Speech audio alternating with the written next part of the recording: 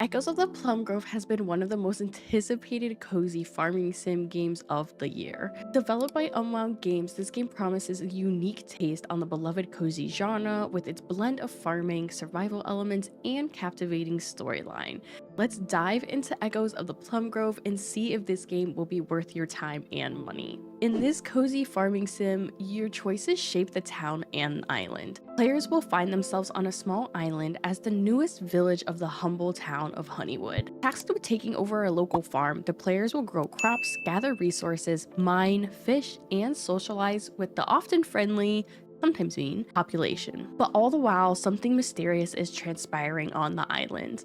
The gameplay is anything but typical. This game draws a lot of inspiration from the classic games like Stardew Valley and Don't Starve, and the game introduces some survival elements much like Oregon Trail. I really love how they made settings available for you to be able to customize your experience, so whether you're looking for a more relaxed route or go full out crazy, the option is up to you.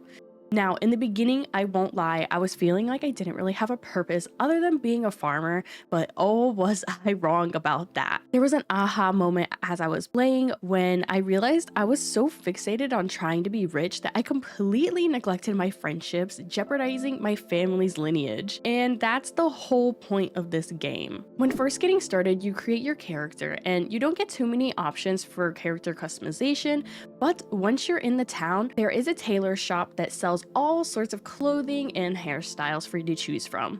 Something really unique that was added into the game was that they really focused on the dyeing aspect to really pull in that time period that you're playing in. So you get to experiment with 10 different dye colors. There are a ton of characters to interact with in the game, but it's easy for some to blend together. A few do stand out with their unique outfits and personalities. Characters come and go, sometimes meeting an unexpected fate. The game could add more depth by informing players of exactly how these characters passed away, whether it was from old age or disease and so on, because sometimes a young person would pass and I'm always so shocked and left wondering what happened to them. Now, when it comes to the events in the game, while the game does a really good job at capturing the somber tone of the funerals, I feel like they could add a little bit more to the weddings and add some dialogue to the funerals as well. There's something very impactful about receiving an invitation in the mail and reflecting on the passing of your characters that you've grown so fond of.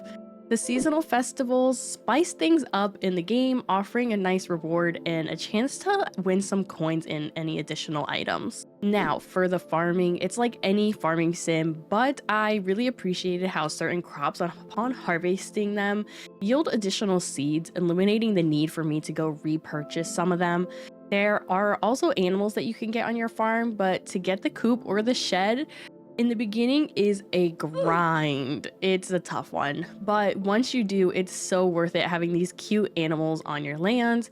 I do have to mention that the game really wanted to replicate the 1700s, and it does not shy away from the reality of raising animals for food. It really made the game just feel all the more real.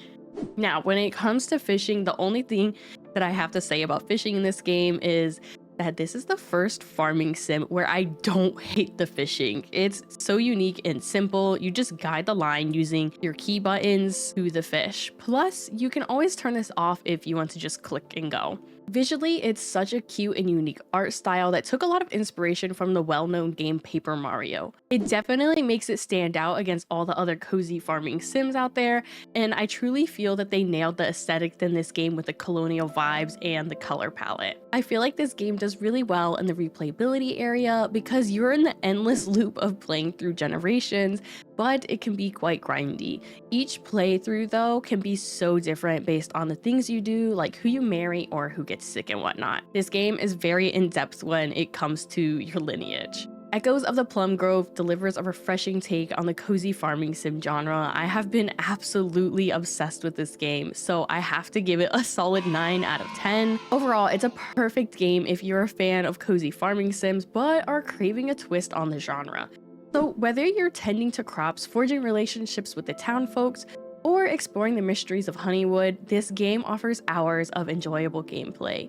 Now, I want to hear your thoughts about it. Do you see yourself trying it? And what are your favorite elements about the game? Let me know in the comments down below. Now, of course, if you're looking for more cozy games to play, check out my most recent video on my very first ever playthrough of Coral Island. Otherwise, thank you so much for watching. Don't forget to subscribe so you never miss out on a cozy game review. And until next time, so happy gaming!